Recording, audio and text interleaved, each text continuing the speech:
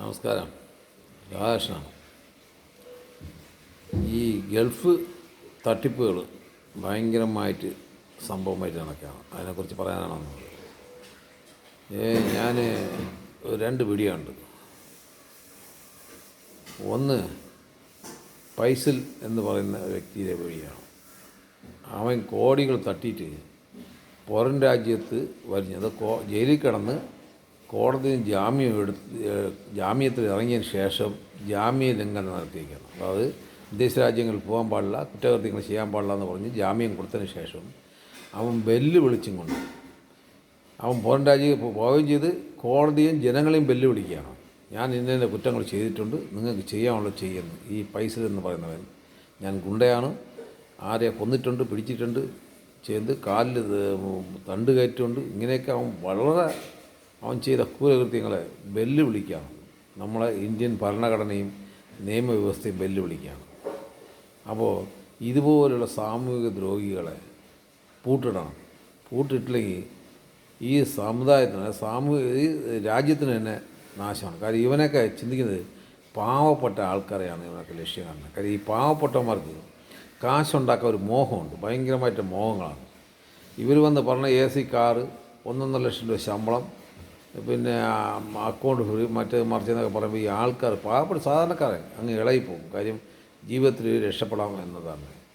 ഞാനൊരു കാര്യം പറയാം, നിങ്ങൾ എത്രയൊക്കെ സമ്പാദിച്ചാലും എന്തൊക്കെ സമ്പാദിച്ചാലും ഇതെല്ലാം ഇവിടെ ഇട്ടിട്ടേ പോകാം. ഒന്നും കൂടി ഈ ശരീരം വരെ കൊണ്ടുപോകാൻ പറ്റില്ല. ആദ്യം മനസ്സിലാക്കുക. നമ്മളെ സന്തോഷം എന്ന് വെച്ചാൽ നമ്മളെ അച്ഛൻ്റെയും അമ്മേൻ്റെയും കൂടെ, ഭാര്യ, സഹോദരൻ, നമ്മുടെ നാട്ടിൽ നമ്മുടെ ബന്ധുക്കൾ കൂടെ ഇരുന്ന് ജീവിതത്തിനോട് ഇരിക്കുന്ന ആ കാലം വരെയുള്ള സന്തോഷമേ നമുക്കുള്ളൂ. അത് കഴിഞ്ഞാലുള്ള സന്തോഷങ്ങളൊന്നും നമുക്കില്ല. മരിക്കുമ്പോൾ ഒന്നും കൊണ്ടുപോകില്ല. വെട്ടിപ്പിടിച്ച അക്ബർ ചക്രവർത്തി മരിക്കാൻ നേരത്ത് പെട്ടിയിൽ നിന്ന് 2 കൈ എടുത്ത് പുറത്ത് ഇടണം എന്നാണ് അദ്ദേഹം വരെ പറഞ്ഞത്. അപ്പോൾ അദ്ദേഹം വരെ പറഞ്ഞതാണ് ആ അക്ബർ ചക്രവർത്തി. അപ്പോൾ അതൊന്ന് ആലോചിച്ച് നോക്കണം. അപ്പോൾ ഇതാണ് നമ്മുടെ സ്ഥിതികൾ. അപ്പോൾ നമ്മൾ എന്തിനാണ് കിടന്ന് ഇങ്ങനെ കഷ്ടപ്പെടുന്നത്? ഈ യുവമാരെ കൈ കൊണ്ട് പൈസ ഇട്ട് കൊടുക്കുന്നത്. നമ്മളെ മലയാളികൾ എത്ര പറഞ്ഞാലും ഇവർക്ക് ജോലി ചെയ്യാതെ കാശ് വേണം, വിശാലമായിട്ട് ജീവിക്കണം, പണം വേണം, അങ്ങനെയുള്ളൊരു ചിന്താഗതിയാണ്. അത് അധ്വാനിക്കാൻ വയ്യ, പൈസ വേണം. എന്നാൽ ബുദ്ധിയും കഴിവും ശക്തിയുമുള്ള മലയാളികൾ ഇതുപോലെ ചൂഷണത്തിൽ വീഴുക. ഞാനും ഒരു ചൂഷണത്തിൽ വീഴുന്നിട്ടുണ്ട്, എൻ്റെ മോനെ കൊണ്ടാക്കിയതിൽ. അപ്പോൾ രണ്ടാമത്തെ കാര്യം ഞാൻ പറഞ്ഞത് ഒരു സഹോദരിയുടെ കാര്യമാണ്. ആ സഹോദരിയെ ഇതുപോലെ ഗൾഫിൽ കൊണ്ടുപോയി. അത് പറഞ്ഞ കേട്ടപ്പോൾ ഭയങ്കര സങ്കടം തോന്നിയത്.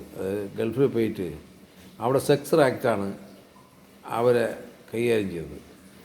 അപ്പോൾ അവരിൽ അത് വീഴ്ന്നു പോയി. അവരിൽ വീഴ്ന്നു കഴിഞ്ഞാൽ ഊരി വരാൻ പറ്റില്ല. നമുക്ക് വേണമെങ്കിൽ ആ സഹോദരിയെ കുറ്റം പറയാം. അവരുടെ നിലനിൽപ്പുകൊണ്ട് ആ സഹോദരി അങ്ങനെ നിന്നാണ്. അവരെ 2 മക്കളുണ്ട്. പറഞ്ഞത് ശരിയാണ്, ജീവൻ വേണം, ആ മക്കളെ വളർത്തണം.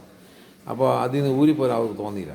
എന്നാൽ നമ്മളെ ഈ മലയാളികൾ പോയിട്ട് അവർ പറഞ്ഞ സങ്കടം കേട്ടപ്പോൾ ഏതെങ്കിലും ഒരുത്തരം മനസ്സറിയണ്ടേ, അതും അമ്മമാർ കഴിഞ്ഞില്ല. അങ്ങനെയുള്ള മൃഗങ്ങളൊക്കെ ഉണ്ട് നമ്മുടെ നാട്ടിൽ, ഒരു മനുഷ്യ മൃഗങ്ങളൊക്കെ കേട്ടാ. അപ്പോൾ നിങ്ങൾ വിദേശത്ത് പോകാതെ നമുക്കിവിടെ തന്നെ കപ്പലിൻ്റെ വറുത്ത് വിറ്റാൽ മതി, ദിവസം 1000 രൂപ കിട്ടും. നമുക്കിവിടെ എന്ത് ജോലി ചെയ്തെങ്കിൽ നമുക്ക് ജോലി ചെയ്യാം, നമുക്കിവിടെ ജീവിക്കാം. നിങ്ങളൊന്നും കിടന്ന് മറുനാട്ടിൽ ചെന്ന് കിടന്ന് ഈ കഷ്ടപ്പെടേണ്ട കാര്യങ്ങളൊന്നുമില്ല. അത് ഒരുപാട് പേര് ഇവിടെ നിന്ന് നേരെ ഗൾഫിൽ പോകും, മക്കളെ ഗൾഫിലായിരിക്കും. ഈ മക്കളെ ഈ അച്ഛനും അമ്മയും തിരിഞ്ഞ് നോക്കില്ല. അപ്പോൾ ഇവരെല്ലാം സെറ്റിലാവുന്നത് ഗൾഫിലാണ്. കാര്യം അവർക്ക് അവിടുത്തെ സുഖ സൗകര്യങ്ങളായിപ്പോവും. അങ്ങനെയുള്ള രീതികളാണ്. അതുകൊണ്ട് നമ്മളെ നാട്ടിൽ കിടന്ന് ജീവിക്കാൻ നോക്കുക, അതല്ലേ നല്ലത്. ഈ കിടന്ന് അന്യ നാട്ടിൽ ചെന്ന് കിടന്ന് കഷ്ടപ്പെട്ട് അവൻ്റെ ആട്ടും തുപ്പും കേട്ട് അവിടെ ഒരു കുറ്റകൃത്യം. എൻ്റെ ഒരു കൂട്ടുകാരൻ ഗൾഫ് സൗദിയിൽ പോയിരുന്നു. വെയിറ്റ് ആവാൻ വന്ന് പറഞ്ഞാൽ അപ്പോൾ അവൻ്റെ വണ്ടി വേറൊരു വണ്ടിയിൽ നിന്ന് ചെറുതായി തട്ടിയപ്പോൾ ഉടൻ തന്നെ 2 സെക്കൻഡിനകം പോലീസ് വന്ന് മറ്റവനെ പിടിച്ച് കെട്ടിപ്പിടിച്ച് അങ്ങോട്ട് കെട്ടിയൊക്കെ പിടിച്ചു. അറബിയിൽ ചോദിച്ചു സുഖമാണോ, വീട്ടിലുള്ളവർക്കൊക്കെ സുഖമാണോ അറബിയിൽ ചോദിച്ചു. പോകാമെന്ന് പറഞ്ഞു. ഇവൻ കാവറാണെന്ന് പറഞ്ഞു. ഉടൻ തന്നെ ഇവനെ സ്റ്റേഷനിൽ കൊണ്ടുപോയി. അടിയും പിടിയൊന്നുമില്ല, അവിടെ കൊണ്ട് കസേരയിലിരുത്തി. അത് കഴിഞ്ഞ് കുറേ കഴിഞ്ഞപ്പോൾ ഇവനെ കോടതിയിൽ കൊണ്ടുപോയി. അവിടെ കോടതി ഇവനെ 3 ദിവസത്തേക്ക് ശിക്ഷിച്ചു. ഒരു ചെറിയ തട്ടാണ് പറ്റിയത്.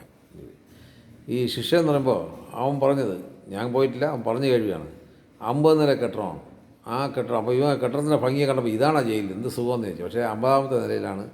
അതിൽ ഫാനില്ല, ചൂട് ഭയങ്കരമാണ്. അവിടെയാണ് ജയിൽ പുള്ളിയെ കിട്ടുന്നത്.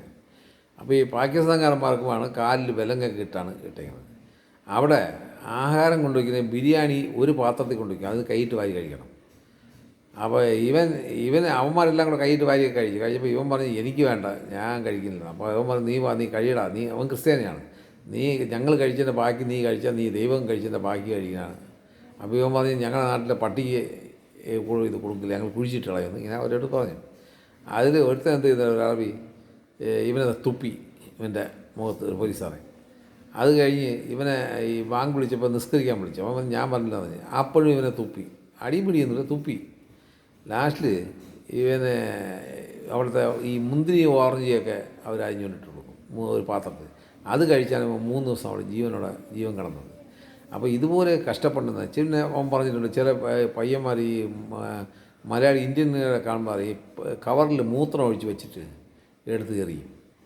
അപ്പോൾ ഇങ്ങനെയൊക്കെ പീഡനം എന്തിന് വല്ല രാജ്യത്ത് ചെന്ന് അനുഭവിക്കുക, വല്ല രാജ്യങ്ങളിൽ ചെന്ന് അനുഭവിക്കാൻ നമ്മൾ വീഡിയോ കാണുന്നുണ്ട്. കാണുമ്പോൾ സങ്കടം, എന്തിനാണ് നിങ്ങൾ ഈ കിടന്ന് ഈ ഗൾഫ് എന്ന് വെച്ചാൽ നമ്മുടെ നാട്ടിൽ സുഖമായിട്ട് ജീവിക്കുന്നത്. ഞങ്ങളൊക്കെ ഇവിടെയല്ലേ ജീവിക്കുന്നത്. നമ്മളാ സുഖമായി ആ സഹോദരി പറഞ്ഞ ആ സഹോദരിയെ വളരെ കഷ്ടപ്പെടുത്തി. അതുകൊണ്ട് ആ സഹോദരിയെ കുറിച്ച് നമുക്ക് കൂടുതൽ സങ്കടമേ ഉള്ളൂ, സഹതാപേ ഉള്ളൂ. അല്ല ആ സഹോദരി തെറ്റുപറ്റി ഞാൻ പറയുന്നില്ല, കാര്യം തെറ്റ് പറയാൻ ഒക്കില്ല. വിഴുന്നുപോയി. അവരെ ഒരു കുടുംബത്തിൻ്റെ പ്രാരാബ്ദ്യങ്ങളൊക്കെ നോക്കാൻ വേണ്ടി അവരുടെ സഹോദര മക്കളെ ഒക്കെ നന്നായിട്ട് നോക്കണമെന്നുള്ള ആഗ്രഹം കൊണ്ട് പോയതാണ്. അപ്പോൾ അങ്ങനെ നമ്മുടെ നാട്ടിൽ നമുക്ക് ജീവിക്കാം സുഖമായിട്ട്. ഇവിടെ എന്ത് ജോലിയുണ്ട്, എന്തെല്ലാം ജോലി. നമുക്ക് എന്തെങ്കിലും ഒരു കാര്യം വന്നാൽ തന്നെ ഒരു പരാതി കൊടുക്കാൻ സ്ഥലമുണ്ട്. അവിടെ എവിടെ പോയി കൊടുക്കും നിങ്ങൾ? അതുകൊണ്ട് ഇങ്ങനെയുള്ള കാര്യങ്ങളൊന്നും ചെയ്യാതെ നമ്മളെ ഇന്ത്യൻ മണ്ണിൽ സുഖമായിട്ട് ജീവിക്കുക. ഇവിടെ നിങ്ങൾ ജോലി ചെയ്യാൻ പഠിക്കുക. ജോലി ചെയ്യാൻ ആൾക്കാർക്ക് ഇപ്പോൾ ഉള്ള പിള്ളേർക്കെല്ലാം മടിയാണ്, എൻ്റെ മക്കൾ ഉൾപ്പെടെ. അവർക്കൊക്കെ ഡിസിപ്ലിൻ ആയിട്ടണം, ഫാൻ ഇടണം, രാവിലെ ഇടണം, ഇങ്ങനെ കുളിങ്ങാസ് വെച്ചിട്ട് അങ്ങനെ ചെന്ന് ഇരുന്ന് മിനുവിനായി ഇരിക്കണം AC റൂമിൽ. ഇതൊക്കെയാണ് ഇവരെയൊക്കെ ആഗ്രഹം. അല്ല ജോലി ശരിയാണെങ്കിൽ ചെയ്യാൻ വയ്യ. എന്നാൽ കാശും വേണം, ഇഷ്ടം പോലെ പൈസ വേണം. അതിനാണ് ചുരുങ്ങിയ വഴിയിൽ കഞ്ചാവ് കച്ചവടം, ബ്രൺഷൂർ കച്ചവടം. നമ്മളൊന്നും കേൾക്കുകയില്ലാത്ത മയക്കുമരുന്നാണ് ഇത്.